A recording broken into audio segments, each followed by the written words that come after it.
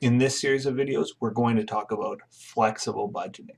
And just to get started, I'm going to tell you a little bit of a story, and it's about my friend Joe. And Joe is in charge of the maintenance crew at a ski hill. And so I was talking to Joe, and he said, this isn't exact numbers or anything, but he said, this is I was given a budget at the start of the year, and in my maintenance crew, of course, I've got wages of my employees. And actually, let me just put a little title on this.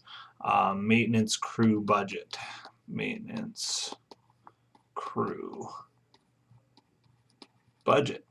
And so under his budget, he's got to pay employees to do the maintenance on the ski hill, and the budget was $150,000.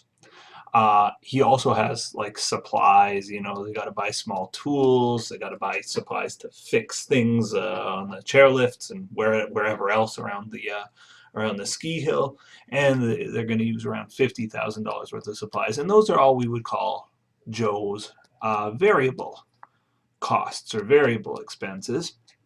So he's got $200,000 worth of variable costs. In terms of fixed costs, really the only fixed cost under Joe is the amortization of their equipment. And the amortization is expected to be around $100,000. So the total costs under Joe's area for the year were $300,000. So anyway, Joe gets this budget: 150 grand in wages, 50 grand in supplies, 100 grand in amortization. Now what happened was, so this was the plan. And what happened to Joe was, in reality, it was a colder year than normal, and the ski hill was open way more days than normal. So the ski hill, they had planned to be open for, let's say, 100 days. But in reality, the ski hill was open for 120 days because it was a colder year than expected.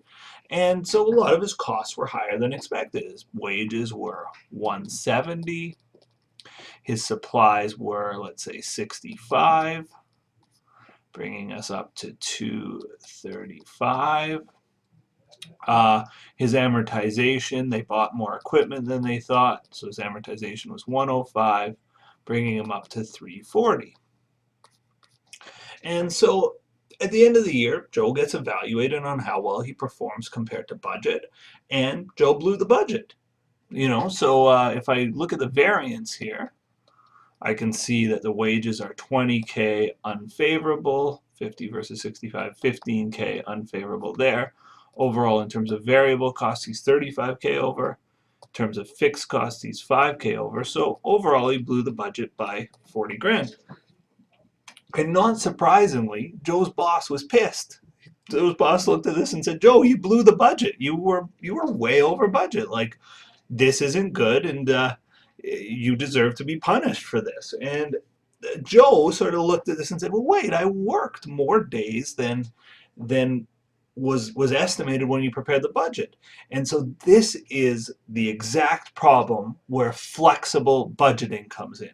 So this is what we call a static budget. It's a budget based on a certain amount of time or a certain amount of output for our company. And it's a great planning tool. So before the year, before any of this actual stuff was known, it's a great tool just to get ready for the year and say, okay, this is how much we're planning to spend in various areas. But what it's not as great at is after the year, when you're reviewing how you did compared to budget, it's not as helpful to have a static budget. You're better off comparing to a flexible budget potentially. And so what a flexible budget says is, okay, we plan to have 100 days open this year, and these would have been our expenses at that level. And again, it's a great planning tool. But when we want to evaluate Joe, we shouldn't really evaluate him comparing to the static budget. We were open like 20% more than we thought we were going to be open. So a flexible budget system says, no, this is not a good column. This isn't particularly useful because, yeah, you blew the budget, but we were open way more. Of course, there's going to be more employees' wages if you're open that many more days. So what's better to do, I'm going to erase the whole column, is to make a new budget, a flexible budget,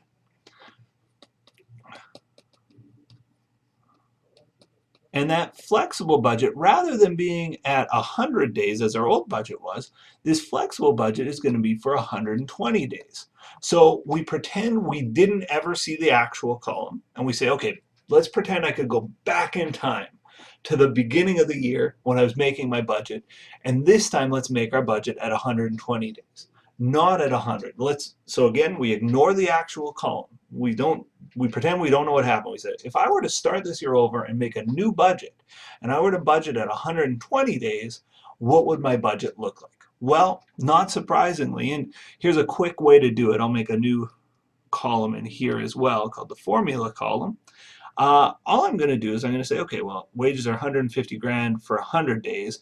That means the wages are $150 per day. Supplies are 50 grand for 100 days. Oops, is it $150 per day or $1,500 per day? I think is the number. I missed a zero. 50 grand for 100 days. That means our supplies are 500 per day. Now, in terms of fixed costs, I don't need to look at a daily cost. They're fixed. Doesn't matter how many days there are, that's a fixed cost. So if I were to make a budget of $1,500 per day and I knew I was going to work 120 days, let's do a little bit of math here. Calculator tool, please. So again, my wages cost me 1,500 bucks a day. I'm going to be open for 120 days. I would estimate my wages would be $180,000. My supplies, 500 bucks a day for 120 days. I would estimate that my supplies would cost me, I'm thinking it's 60,000. Yeah, $60,000.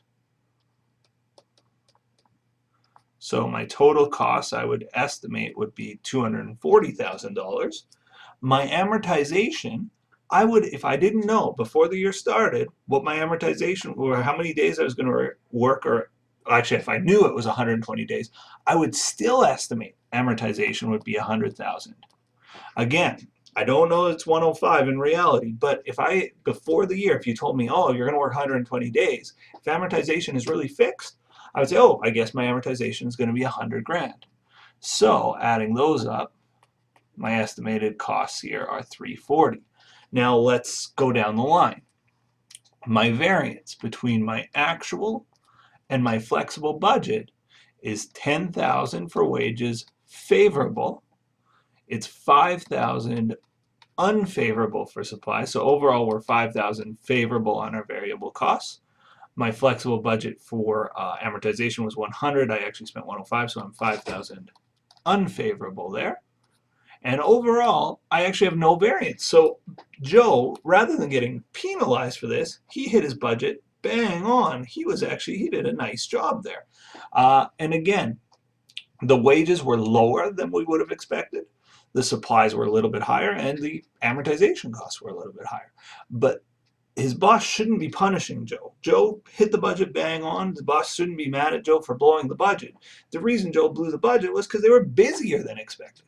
So what a static budget does is it's a planning tool, and it just doesn't change. And you kind of can compare it to what your plan was. But if you're way busier than what your plan was, a lot of times the numbers go out of whack and you don't get much use out of the budget. That's where a flexible budget comes in. At the end of the year, you're going to say, okay, well, here's what we actually did in terms of busyness or in terms of volume. So why don't we make a new budget based on that volume and kind of see how we did compared to that? And it's more of an apples to apples comparison.